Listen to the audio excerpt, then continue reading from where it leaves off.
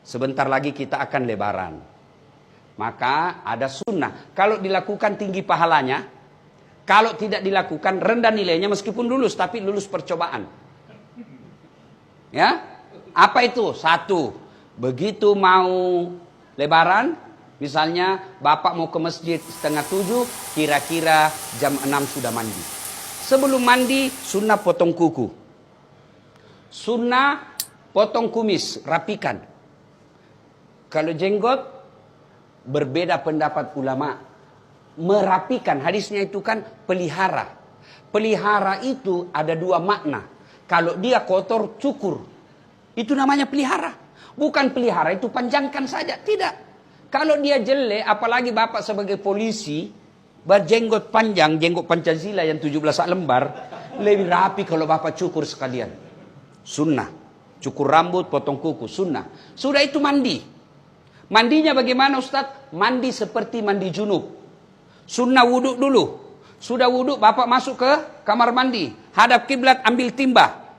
Saya niat mandi sholat Aidil Fitri lillahi ta'ala. Bismillahirrahmanirrahim. Kanan dulu 3 kali, kiri 3 kali, baru seluruh anggota tubuh. Ustadz, bagaimana kalau di rumah kita pakai apa itu? Shower, tidak ada timba? Gampang Pak, begini aja Pak. 1, 2, 3. Gila lagi. 1. Ya ketawa, saya serius sini Pak. Kan selesai. Nah, sunnah sikat gigi. Sunnah pakai sabun. Semuanya Pak, cuci bersih-bersih. Termasuk alenya beliau yang mulia. Bersihkan itu Pak. Sudah, terakhir basuh kaki. Kalau bapak tidak kencing lagi setelah basuh kaki, bapak tidak usah wudhu. Sudah itu gantinya. Tapi kalau mau lagi merasa tenang, enggak nyaman rasanya kalau saya tidak wudhu, silahkan wudhu lagi. Sudah wudhu, berpakaian. Sunnah berpakaian yang indah. Itu perintah surah Al-Jum'ah. Pakaian yang indah bukan yang mahal. Pakaian yang indah itu halal, bersih, suci. Dan sunnah pakai putih. Kalau pakai baju hitam boleh? Boleh, tapi tidak sunnah. Kalau perempuan disunnahkan memakai baju yang tidak mencolok. Supaya tidak menarik perhatiannya suaminya orang. Ya? Apalagi kalau suaminya orang sudah lobet. Kan ada itu yang tua sekali suaminya, istrinya masih muda. Biasanya ini layangan putus. Nah, itulah sunnahnya. Sunnah perempuan tidak bercorak terlalu terang. Sunnah berikutnya lagi, bapak sunnah memakai parfum. Kalau tidak ada mahal, parfum palsu sekalipun boleh. Kalau hari itu tidak ada sama sekali pengharum ruangan ambil Pak, semprot. Ya. Sunnah memakai wangi-wangian. Tidak ditentukan parfum, pakai wangi-wangian. Kalau dengan pengharum ruangan sudah wangi, itu sudah sunnah.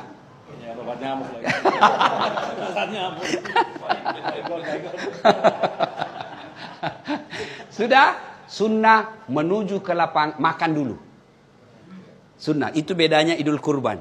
Kalau Idul Kurban selesai Aid baru makan. Kalau Idul Fitri makan dulu. Untuk apa? Membuktikan bahwa hari kemarin sudah beda hari ini. Ya, karena kita sudah tidak puasa. Sudah menuju ke lapangan. Kalau dia dekat dan mampu dijangkau jalan kaki, sunnah jalan kaki. Tapi kalau dia jauh, Pak Kapolda di sini, mau lebaran di Mapolda, jam jalan kaki Pak, setengah mati Pak.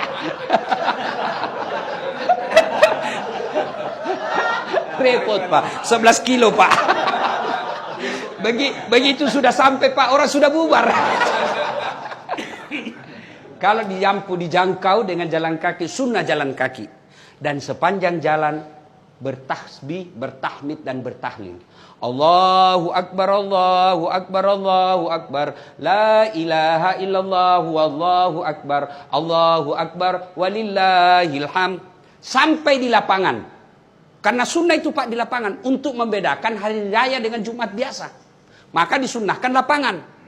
Nah, sampai di lapangan tidak ada salat qabliyah. Tidak ada salat sunnah. Langsung duduk. Sambil duduk memuji-muji Allah.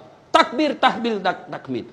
Allahu Akbar, Allahu Akbar. La ilaha illallah, wallahu Akbar. Allahu Akbar, walillahil hamd.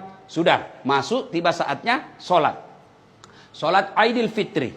Niatnya tidak usah Bapak hafal. Begitu Bapak tinggalkan rumah, sudah ada pasti dalam hati, saya mau sholat Idul Fitri. Itulah niat, tidak mesti dilafazkan. Kalau Bapak mau ambil cara praktis, bilang saja begini. Tuhan, sholat sunnah Idul Fitri ya. Allahu Akbar. Boleh. Sudah takbiratul ihram, Allahu Akbar, belum dihitung. Baru baca subhanallah walhamdulillah wala ilaha illallah wallahu akbar. Allahu Akbar sampai 7 kali. Nah, sudah baca seterusnya seperti sholat. Kalau tidak hafal itu, diam saja, ikuti imam. Selesai. Kemudian Idul Fitri ada khutbah. Wajib diikuti khutbah. Banyak orang selesai sholat dia pulang. Itu sama hukumnya dia sholat duhur cuma 2 rakaat. Jadi sempurnakan dengan mendengar khutbah. Selesai khutbah berdiri, kita berjabat tangan saling mendoakan.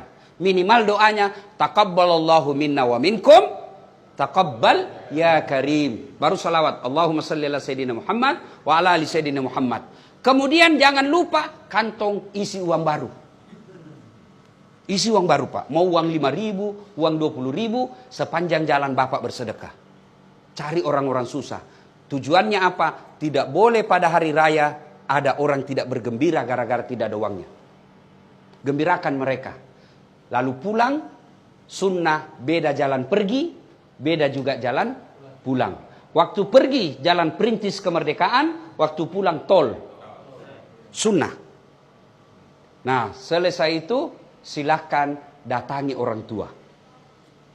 Nah, setelah itu baru kita bersilaturahmi kepada orang-orang yang pernah kita musuhi. Itu yang paling penting. Dia pernah kita sakiti atau dia pernah sakiti kita. Siapa yang baik? Bukan yang tua, bukan yang senior, bukan yang kaya. Siapa? Inna akramakum indallahi atqakum. Yang paling mulia di antara kalian yang paling bertakwa. Siapa yang bertakwa? Ciri-cirinya suka meminta maaf.